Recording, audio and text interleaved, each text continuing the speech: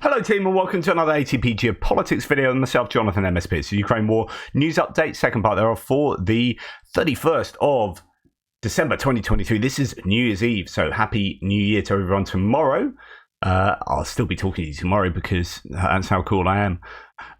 Right, let's go to where we normally start, the aid section for this second video. Now, this is an innovation from the Ukrainians, according to Mikhailo Fedorov, who's kind of in charge of that, governmentally speaking.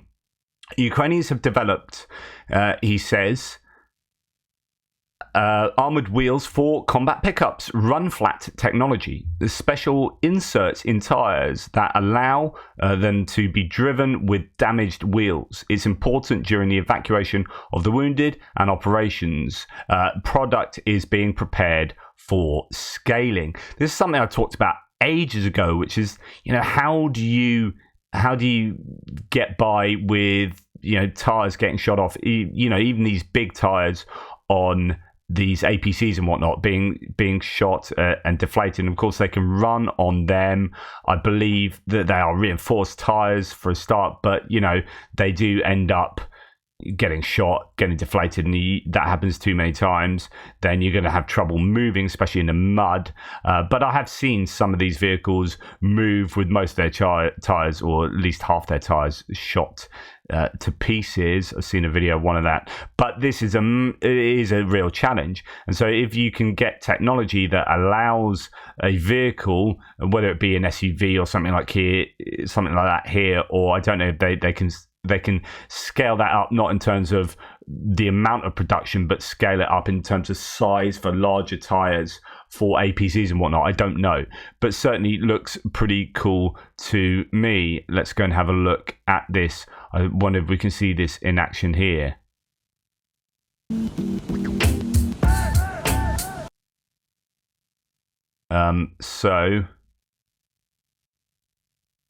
There he's talking about it. Run flat security.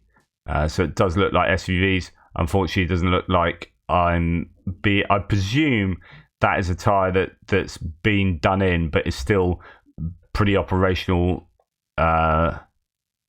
But yeah, no, it doesn't show anything else, unfortunately. It talks about it, but that's not going to be in English, unfortunately. Anyway, it's pretty cool. Right, at the end of the year, Germany is once again supporting the reconstruction and improvement of Ukraine's energy infrastructure with 24.5 million euros via the German state-owned investment and development bank. Good news from Germany. Thank you very much on behalf of the Ukrainians, because of course you really need my thanks.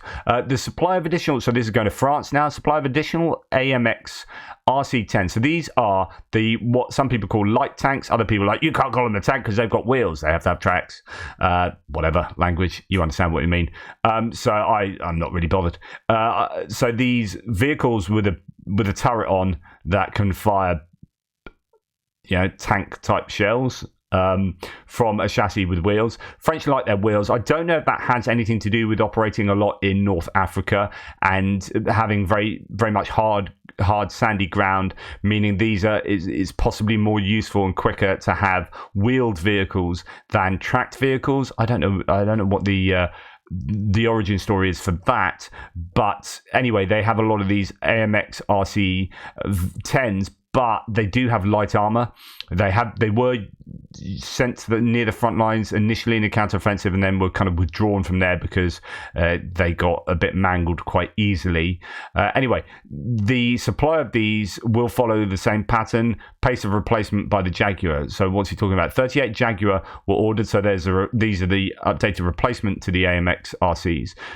Were ordered to replace the AMX RC supplied to Ukraine, but this doesn't mean that Ukraine operates 34 AMX RC right now. Maybe they do. It's unknown and definitely unconfirmed. Separately, France will receive 45 Jaguar in 2024 under the Scorpion program. According to Oryx, 4 AMX RC have either been lost, captured, or abandoned. So the idea is, I think that they might get, or possibly get, some more of these as they are being replaced by the Jaguar. Back in September, this tweet says, Arcus Defense signed an agreement with the Ukrainian companies to support VAB donated by France through the local production of spare parts and to study the establishment of a partnership to produce VAB Mark III in Ukraine. So France appeared to be joining in with trying to get their defense industries in Ukraine, as we know from the coalition, that defense industries coalition that Zelensky has sorted out. Additionally, France will keep donating VAB taken from the stock, so that's a VAB there. Their delivery will depend on the pace of their replacement by Griffons for the Armée de Terre, so that's the French army.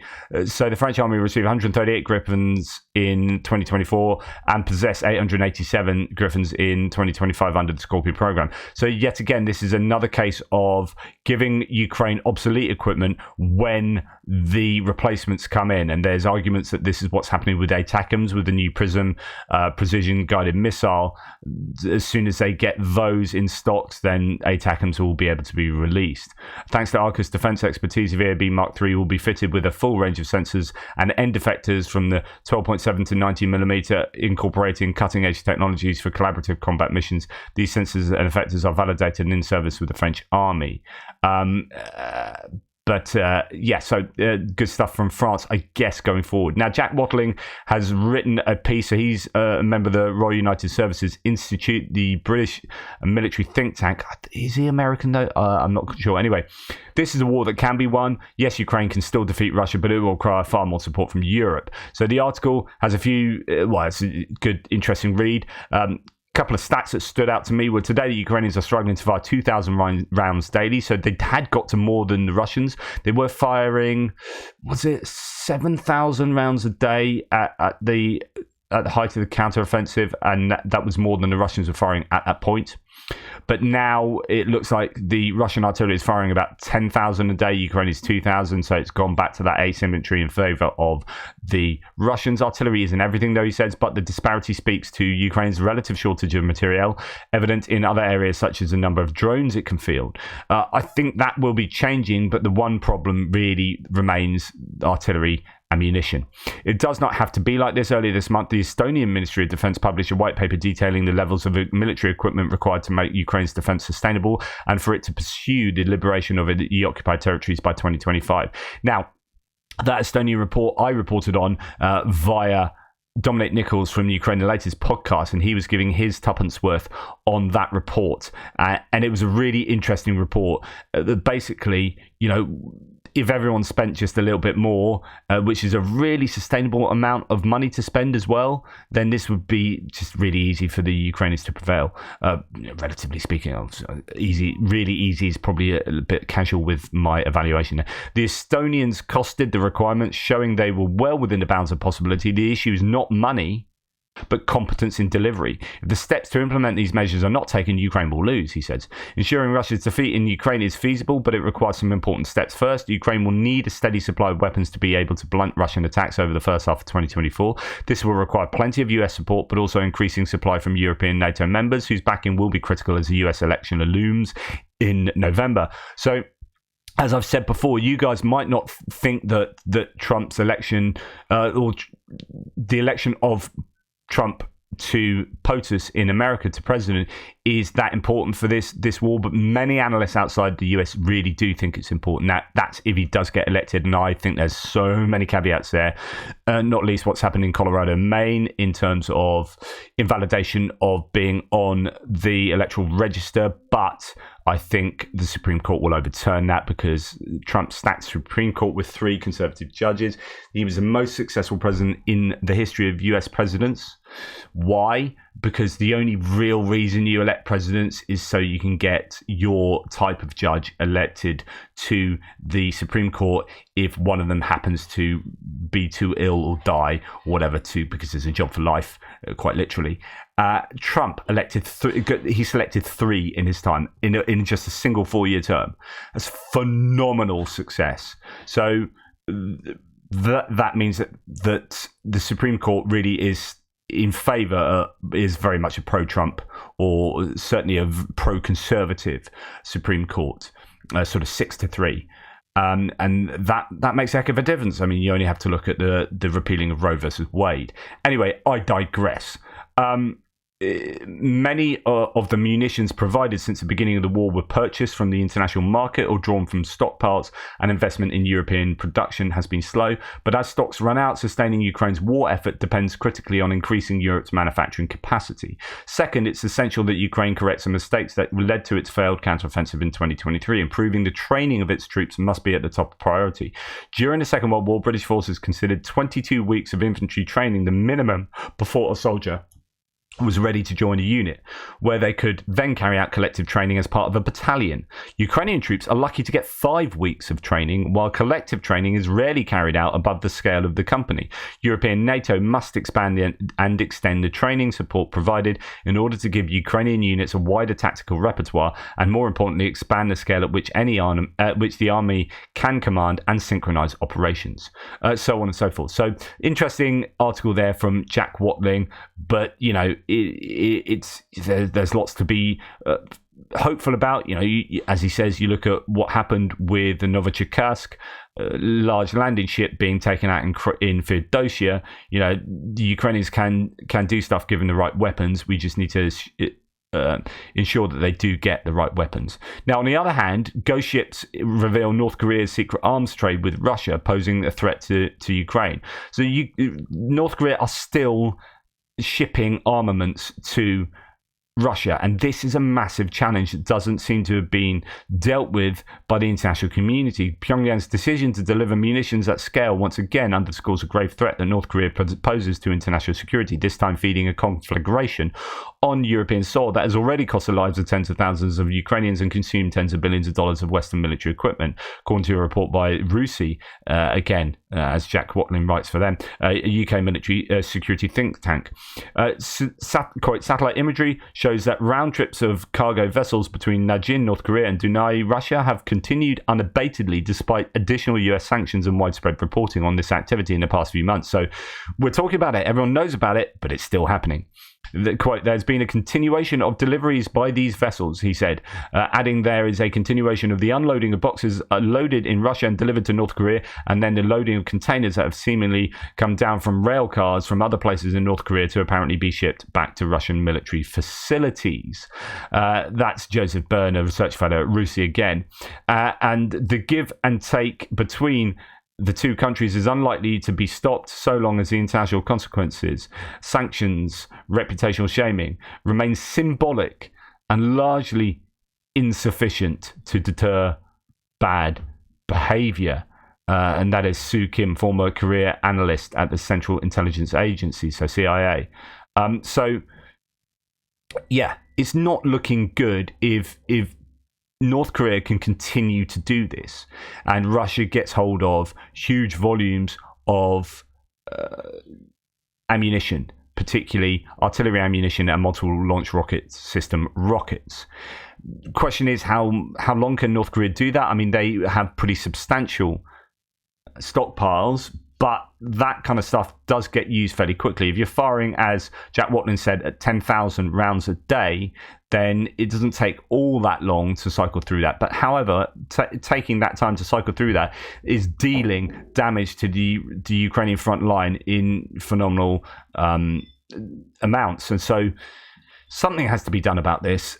It would be nice if South Korea very overtly and explicitly did something to counter that. I'm not talking militarily. I'm talking saying, right, if you're going to supply that to Russia, we're going to supply this very openly to Ukraine. Anyway, moving on to geopolitical stuff. This is Jan Lipavsky. He's a Czech minister. So he says, we refuse, and this is just great. We refuse to be summoned anywhere by Russia. Czechia will not serve the lie-poisoned propaganda of the aggressor. When Russia wants to discuss the withdrawal of its occupying troops at the Security Council, we'll be happy to come. So what's all this about? Well, what happened is Russia kind of keeps summoning the Security Council together to spread their disinformation and lies about Ukraine. Jakub Yander here says, this is brilliant. I just absolutely love this. So he's the director of European Values Centre for Security Policy in Prague. He says, Czech Republic officially tells Russia to go fuck itself. I am so proud of my government. Let's read this letter. This is just brilliant. And I love this. And this just shows great solidarity with Ukraine from Czechia, who are such a fantastic supporter of Ukraine. Excellency, says the letter. So this is being sent to the United Nations from the Czech Republic. The president... Sorry, this is from the Czech representative, Deputy Permanent Representative and Charge d'Affaires. Excellency, we take note of the request communicated by the Russian Federation to Czechia to participate in Rule 37 of the Provisional Rules of Procedures at the UN Security Council briefing on 30th of December, so that's yesterday, 2023. Czechia regrets every loss of life caused by the illegal and senseless war of aggression which Russia has been waging against Ukraine for almost 2 years. It is only Russia which is responsible for the tens of thousands of victims on both sides of the conflict. Czechia unequivocally stands behind Ukraine and supports it fully in line with international law in its defense against Russia's aggression. Russia has unfortunately repeatedly used the platform of the Security Council to share disinformation and propaganda regarding the war. We have no reason to believe that today's briefing will be any different, and Czechia will therefore not participate. It is Czechia's clear and long-standing position that Russia must immediately stop this war and withdraw its troops from the entire territory of Ukraine. That is the only way towards a just and lasting peace in line with the UN Charter. I would be grateful if the letter could be circulated as a document of the Security Council. Please accept, Excellency, the assurances of my highest consideration. Well, it's been circulated around the internet, so success. And this is Czechia going, you know, Russia, sod off. Sod off. You don't deserve our time. You are morally reprehensible, and we do not take lightly to being summoned by you in the Security Council, because the Security Council should be something that stops the activities of countries like yourself. So go and take a long walk off a short pier. Right.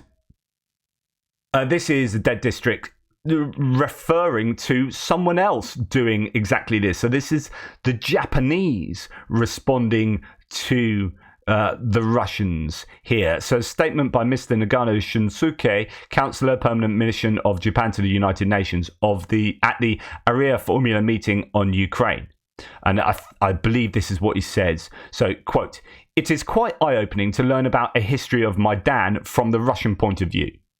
At the same time, for most of us here and the world, it is quite obvious that this is another attempt to defame and criticize Ukraine and the West, thereby distracting world's attention from what is going on right now in Ukrainian territories, disastrous humanitarian situation due to Russia's aggression, as well as justifying a brutal aggression against a sovereign state.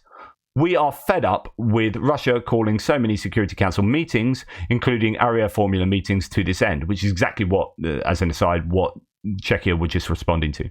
"Do we, the Council members and UN member states, really deserve this? Despite all the efforts by Russia, no reasonable person would believe its narrative. Ouch. Such misuse of the prerogative of a council member would rather be self-destructive, further damaging its reputation. It is sad for everybody. We once again urge the Russian Federation not to squander our precious time and resources for your political purposes. Russia should direct its diplomatic energy toward correcting its own violation of the UN Charter. Ouch. We remain steadfast in upholding and strengthening the free and open international order based on the rule of law, respecting the UN Charter. Ouch. There must be no impunity of war crimes and other atrocities. Ouch. Justice must be done, and those who are responsible for the undeniable atrocities must be held accountable. Ouch. Last but not least, our commitment to supporting Ukraine will never waver. We have been with Ukraine and will stand by Ukraine for as long as it takes. Ouch. Take that, Russia. Right, on to the last piece of news. This is a footage I showed yesterday about Serbia protesting against Vucic's authoritarian regime and the vote rigging that has supposedly taken place. Let's hope that this does have some positive effect. We have the Serbian actress Svetlana Bojkovic reads out a long list of irregularities. The most appalling example are instances of cancer patients awaiting transplants being manipulated to support the ruling party in exchange for advancement on the donor list. Oh my goodness, how insidious can you get? That's horrible that would be a technique that Vucic's ruling party used to get votes, and hence why people are protesting about these voting irregularities, the vote rigging that has taken place. Anyway, advancement on the list of donors. Yeah, not donor list. List of donations, I take it, actually. Anyway, whatever.